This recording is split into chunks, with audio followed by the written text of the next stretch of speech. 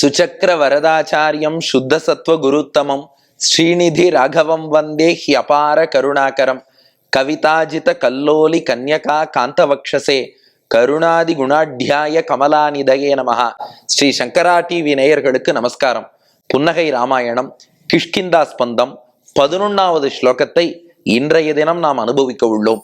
இப்ப காட்சி என்னன்னா, முந்தைய ஸ்லோகம் பார்த்தோம் இல்லையா, லக்ஷ்மணன் ஆதிசேஷனாக சீறிக்கொண்டு புறப்பட்டான்.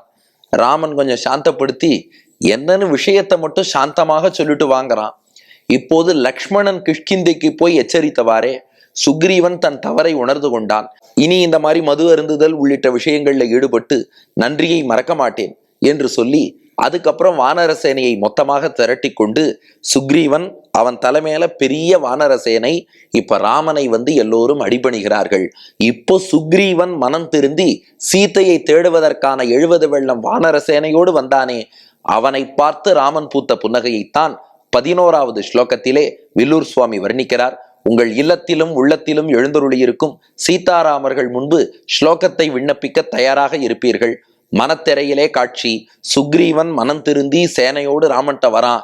தொலைக்காட்சி திரையிலே ஸ்லோகம், ஆனீதம் கபிபி கிருதாஞ்சலி புட்டைஹி சங்க்யாதிகைர் பீகரைஹி சத்ருணாம் தரணி தலம் நிகிலமபி ஆச்சாதயத்பிஸ்ததா சுக்ரீவம் சுஹ்ருதம் சமீக்ஷ்ய சுபகம் சுப்ரீத சித்தஸ்யதே என் மந்தஸ்மிதம் ஆனனே சமபவத் தத் சாம்பிரதம் திருஷ்யதே என்பது ஸ்லோகம். இப்போ சுக்ரீவனுடைய சேனை எப்படி வரதான், ஆனீதம் கபிபிஹி குரங்குகள் புடைசூழது வருகிறது, கிருதாஞ்சலி புட்டைஹி அத்தனை பேரும் ராமா உன்னை நோக்கி கை கூப்பியபடி வருகிறார்கள்.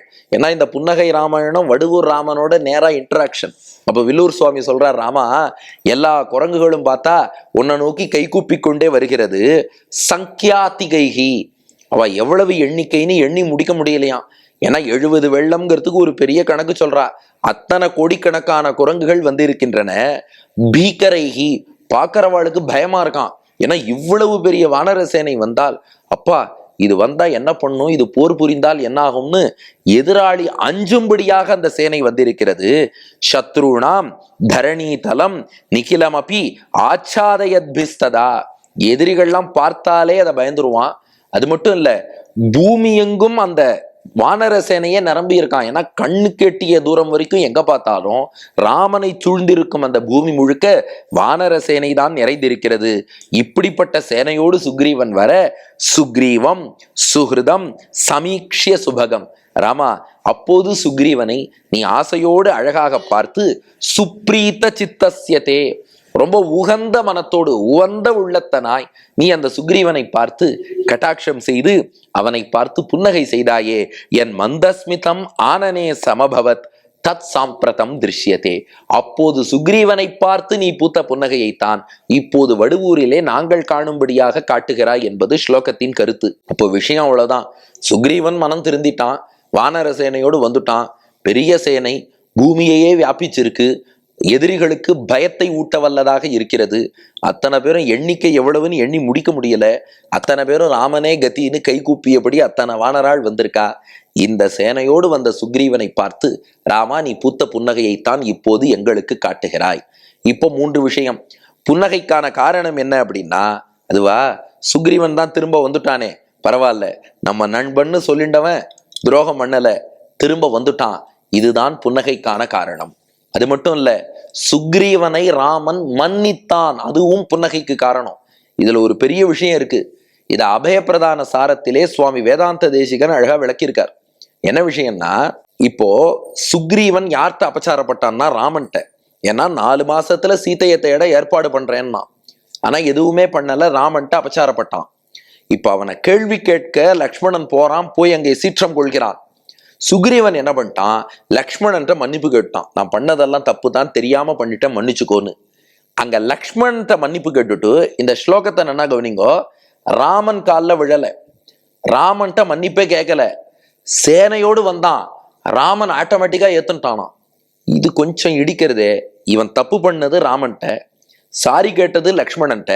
இப்ப ராமன்ட்ட வரும்போது ஒரு வார்த்தைக்காகவாவது தெரியாம பண்ணிட்டேன், தாமதமாயிடுத்து, ஏதாவது சொல்லணுமா இல்லையா?